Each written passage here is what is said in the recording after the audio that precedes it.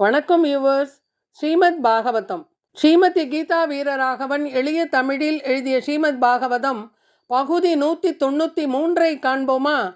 பகவான் வாமனர் கதாபாணியாக சுதளலோகத்தில் பலிமகாராஜனுக்கு காவலாய் இருப்பது இராமாயணத்திலும் காணப்படுகிறது.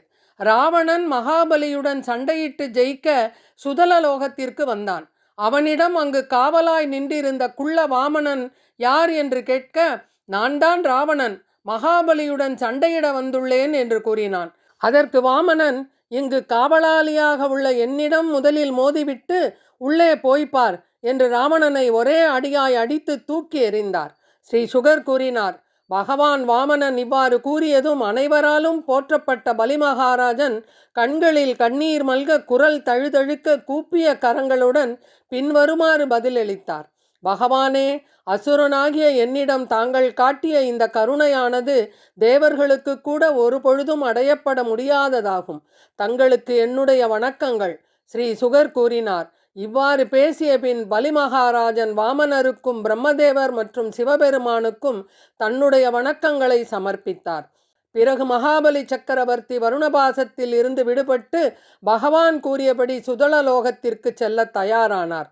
தன்னுடைய பேரனான பலிமகாராஜன் பந்தத்தில் இருந்து விடுபட்டு பகவானின் ஆசியை பெற்றதை கேட்ட பிரகலாத மகாராஜன் மிகவும் சந்தோஷத்துடன் பின்வருமாறு பேசினார். பகவானே, தாங்கள் எங்களை காப்பதாக வாக்களித்து இப்படி ஒரு நல்ல பேற்றினை எங்களுக்கு அளித்தது எங்களுடைய பாக்கியம். தங்களுடைய கருணையால் அல்லவோ இவை சாத்தியமாயிற்று. ஒரு கற்பக விருட்சத்தை போல அல்லவா தங்களிடம் சரணாகதி செய்பவர்களின் விருப்பங்களை நிறைவேற்றுகிறீர்கள். பகவான் கூறினார், எனது அன்பு பிரகலாதா, உனக்கு சர்வமங்களம் உண்டாகட்டும். தாங்களும் சுதளலோகம் எனும் இடத்திற்கு சென்று தங்களுடைய பேரன் மற்றும் உறவினர்களுடனும் வாழ்வீராக.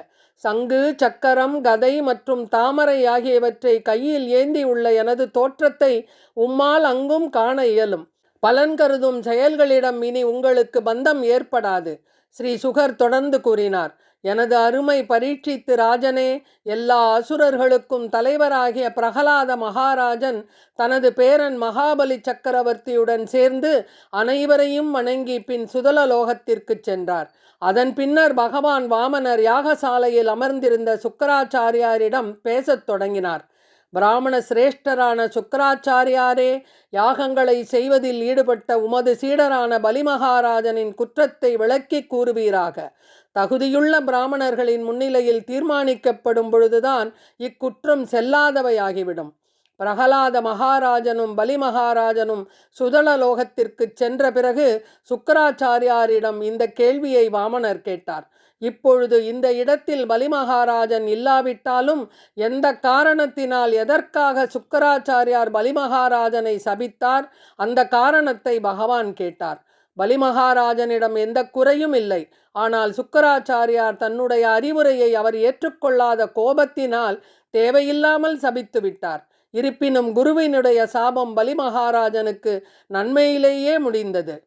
பகவானிடத்தில் சிறந்த பக்தி செய்து பகவானை திருப்திப்படுத்தினார். பக்தன் ஒருவன் பலன் கருதும் செயல்களில் ஈடுபட வேண்டிய அவசியம் இல்லை. பகவானை வழிபடுவதால் ஒருவன் அனைவரையும் திருப்திப்படுத்துகிறான். இவ்வாறு பலிமகாராஜன் செய்ததால் செய்த யாகத்தில் எந்தவித குற்றமும் இல்லை.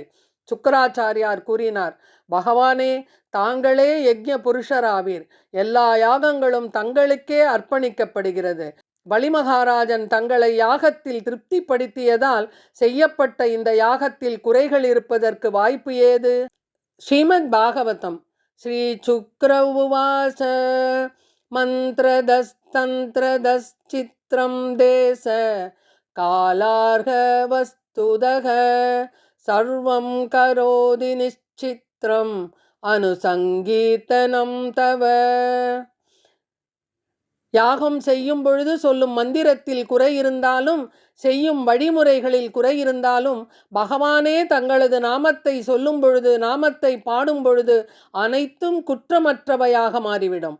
மகாபலி செய்த யாகத்தில் குற்றமில்லை என்ற போதிலும் பகவானுடைய ஆணைப்படி அதனை நிறைவேற்றுவதற்கு சுக்கராச்சாரியார் முன்வந்தார். ஸ்ரீ சுகர் தொடர்ந்து கூறினார், அசுரகுல ஆச்சாரியரான சுக்கராச்சாரியார் பகவானுடைய கட்டளையை ஏற்றுக்கொண்டு பகவானுடைய நாமத்தை சொல்லி யாகத்தை பூர்த்தி செய்தார். பரீட்சித்து ராஜனே, பலிமகாராஜனிடமிருந்து யாசித்து பெற்ற நிலத்தை வாமன பகவான் தனது சகோதரனான இந்திரனிடம் ஒப்படைத்தார். தாய் அதித்தி தேவியின் விருப்பத்தை பூர்த்தி செய்தார். இந்திரனே உலகங்களுக்கும் ராஜனாக கருதப்பட்டார். வாமனர் இந்திரனுக்கு தம்பி ஆதலால் உபேந்திரன் என்ற பெயர் உண்டு. உபேந்திரனான பகவான் சொர்க்கலோகத்தில் உள்ளவர்களையும் பாதுகாத்தார். சுதலலோகத்தில் கதாபாணியாக மகாபலி ராஜனுக்கு காவலாகவும் உபேந்திரனாக தேவர்களுக்கு காவலாகவும் பகவான் இருக்கிறார். தேவர்கள் அசுரர்கள் இருவருக்கும் அனுக்கிரகம் செய்கிறார். பின்னர் சொர்க்கலோகவாசிகள் அனைவரும் அவரவர் இருப்பிடங்களுக்கு திரும்பினர். பகவான் வாமனர் 3வது அடியை எங்கு வைத்தார்? இதுவரையில் நாம் அறிந்தது பகவான் பலிமகாராஜனின் தலையில் தன்னுடைய திருவடியை வைத்து அவனை பாதாள லோகத்திற்கு அனுப்பினார் என்பது. மகாபலி ராஜனும் தன்னையே அர்ப்பணித்து சரணாகதி செய்தார். இதே கேள்வியை பின்னாளில் வந்த நஞ்சியர் தனது குருவான பராசர பட்டரிடம் கேட்டார். அதற்கு பராசர பட்டர் இதற்கான விளக்கம் விஷ்ணு சூக்தத்தில் உள்ளது என்று கூறினார். இதே வாமன சரித்திரத்தை விசுவாமித்திரர் தன்னுடைய யாகம் காப்பதற்காக ராமலக்ஷ்மணரை அழைத்து செல்லும்போது இந்த கதையை கூறுகிறார். 3வது அடியை எங்கு வைத்தார் என்பது பகவானுக்கு மட்டுமே தெரியும் என்று வேதம் கூறுகிறது. எந்த புராணத்திலுமே பகவான் 3வது அடியை வைத்த இடம் குறிப்பிடப்படவில்லை. பரம ரகசியமாக வைத்துவிட்டார். நாம் எத்தனைதான் முயன்றாலும் நம்மால் பகவானை முழுமையாக புரிந்து கொள்ள முடியாது என்று பராசர பட்டர் விடையளித்தார். வாமன அவதார சரித்திரம் நமக்கு உணர்த்தும் முக்கிய விஷயம், ஒருவன் குருவினுடைய வாக்கை கேட்டு நடந்தால் மரணத்திலிருந்து கூட தப்பித்து பிழைத்து நற்கதி அடைய முடியும். குருவினுடைய அனுக்கிரகம் இல்லாவிட்டால் எப்பேற்பட்ட பெரிய செயலை செய்தாலும் குருவினிடம் பக்தி இல்லாவிட்டால் அது வீணாகிவிடும். குரு பக்தியை நாம் வளர்த்து கொள்ள வேண்டும். வாமன அவதாரத்தை கேட்பதால் ஏற்படும் பலன்கள். பரீட்சித்து ராஜனே, பகவான் வாமன தேவரின் அற்புதமான சரித்திரத்தை உமக்கு விளக்கி கூறிவிட்டேன். வாமன சரித்திரத்தை கேட்பவர்கள் அனைவரும் எல்லா பாப விளைவுகளிலிருந்தும் விடுபடுவார்கள். நிச்சயமாக மோட்சத்தை சென்று அடைவார்கள். நாம் செய்யும் வைதீக காரியங்களில் ஏதேனும் தோஷம் ஏற்பட்டுவிட்டால் அது நீங்குவதற்கு வாமன சரித்திரத்தை நாம் நினைவு கூற வேண்டும். அவருடைய நாமத்தை பாட வேண்டும். வாமனமூர்த்தியை நினைப்பதன் மூலமாக தோஷங்கள் நீங்கிவிடும். வாமன அவதாரம் இத்துடன் நிறைவு பெறுகிறது. ஆழ்வார்கள் அனுபவித்த வாமன திருவிக்கிரம அவதாரம் பற்றி காண்போமா? கங்காஜலம், காயத்ரி மந்திரம், பகவத்கீதை, கோவிந்த நாமம். கங்கா, காயத்ரி, கீதா, கோவிந்தா இந்த 4ம் எவர் நாக்கில் உள்ளதோ அவர்களுக்கு மீண்டும் பிறவி என்பதே கிடையாது. சதுர்கதார சம்யுக்தே புனர்ஜன்மன வித்யதே. ஆழ்வார்கள் பாடிய வாமன திருவிக்கிரம அவதாரம். பெரிய ஆழ்வார் தங்கையை மூக்கும் தமையனை தலையும் தடிந்தையும் தாசரதி போய் எங்கும் தன் புகழாயிருந்து அரசாண்டையும் புருஷோத்தமன் இருக்கை கங்கை கங்கை என்ற வாசகத்தாலே கடிவினை களைந்திடகிற்கும் கங்கையின் கரைமேல் கைதொட நின்ற கண்டம் என்னும் கடிநகரே. பெரியாழ்வார் திருமொழி. கண்டம் என்னும் கடிநகர் இன்று தேவப்பிரயாகை என்ற பெயருடன் இருக்கிறது. நம் இல்லத்தில் உள்ள ஜலத்தில் குளிக்கும் போது கங்கே கங்கே என்று சொன்னால் கூட அந்த சொல்லே குளிப்பவனின் பாவங்களை போக்கி புனித கங்கை நீராகிவிடும். கங்கை கங்கை என்ற வாசகத்தாலே பெரும் புகழ் ஏற்பட்டது. பிரம்மாவால் திருமஞ்சனம் செய்யப்பட்ட நீரானது கங்கையாக மாறியதை பற்றி பெரியாழ்வார் கூறுகிறார். மாவலி வேள்வியில் மான் உருவாய்ச் சென்று மூவடி தா என்று இறந்த இம்மண்ணினை ஓரடி இட்டு 2ஆம் அடிதன்னிலே தாவடி இட்டானால் இன்று முற்றும் தரணி அளந்தானால் இன்று முற்றும்.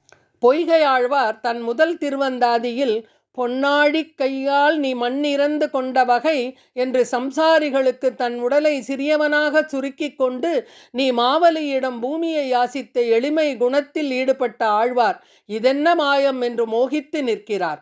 பூதத்தாழ்வார் தன் 2ஆம் திருவந்தாதியில் அடி 3இல் இவ்வுலகம் அன்று அளந்தாய் போலும் அடி 3 இறந்து அவனி கொண்டாய் படி நின்ற நீரோத மேனி நெடுமாலே நின் அடியை யாரோட வல்லார் அறிந்து கொண்டதுலகம் குரல் உருவாய்.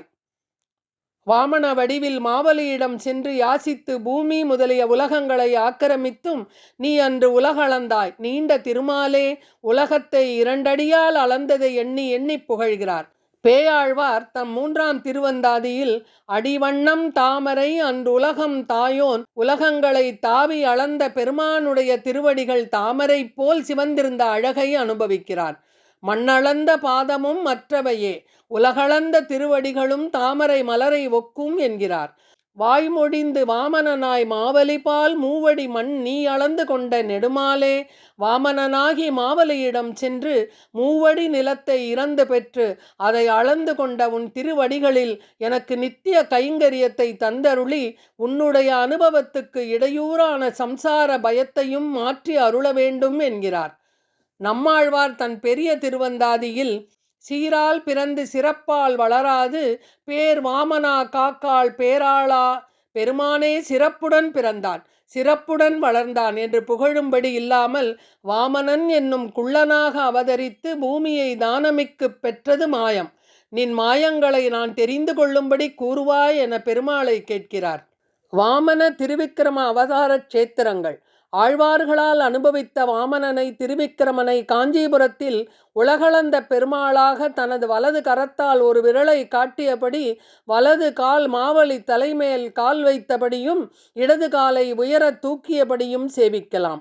நடுநாட்டு திவ்ய தேசமான திருக்கோவலூரில் தனது வலது காலை உயர தூக்கியபடியும் இடது திருவடியை பூமியில் பதித்தும் வலது கரத்தில் சங்கும் இடது கரத்தில் சக்கரமும் கொண்ட பெருமானை சேவித்து மகிழலாம். சோழ நாட்டு காழி சீராம விண்ணகரத்தில் சிறிய திருமேனியாய் இடது காலை தூக்கியும் வரம் தரும் வரத ஹஸ்தத்துடன் சேவித்து அருள் பெறலாம்.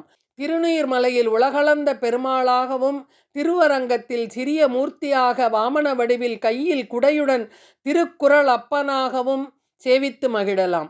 ஆழ்வார்கள் அனுபவித்த வாமன அவதாரம் இத்துடன் நிறைவு பெறுகிறது.